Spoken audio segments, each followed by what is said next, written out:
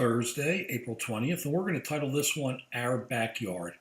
You know, we focus so much on the Middle East with Syria and the Palestinians and Saudi Arabia and Iran and Iraq and Israel and the whole thing. And then we focus in on the Korean Peninsula, which I still think, of course, is our biggest problem, our biggest issue, that and China, but really the North Koreans and how we're going to corral and deal with them, how we feel.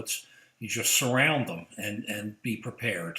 Just be prepared. Don't take any action. Just be prepared. Just keep building up around them, so when they come after you, you're ready. But how about our backyard? How about our hemisphere? How about South America?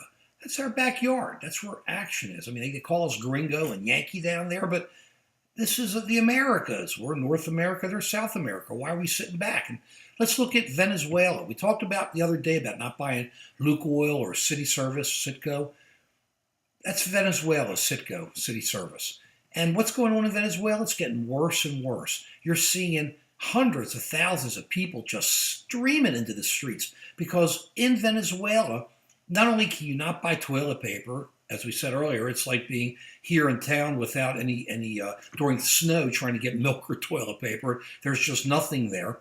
And the government are hiring goons to be local militias to put these people down while Maduro, the president of Venezuela, is putting in as his vice president or his right-hand man the head of a lot of these militias, armed forces, and they're going to put it down. But people can't eat.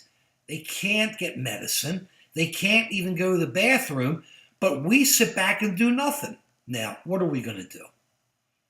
We shouldn't come in with arms. We shouldn't get involved with, we shouldn't send the Carl Vinson down there with our armada, kind of going this way via Australia to Korea down to Venezuela and South America, but the armada's on the way. It's on the way. Man, it's too much sometimes. But but what we should be doing is saying we support freedom-loving people. The people are out in the streets. We should let them know we support them. Tell them we're behind you. We're not coming in with troops, but we're behind you. And you got the OAS, the Organization of American States. That's the South America. We should be working with the OAS. How do you get in there and help these people? We got to help people. That's what the idea of a holistic foreign policy comes in, instead of just being bilateral and working on each individual country, because that doesn't work. And it's not going to work here. You have in the South America, you got Brazil, corruption. The former president, the former president, the president, everybody else paid everybody else off there. In Argentina, it was the Kirchners just owning the town and everything going on. In Ecuador, you had a fixed race. You have all this going on, but in Venezuela, you have more oil there than anywhere in the world, I believe.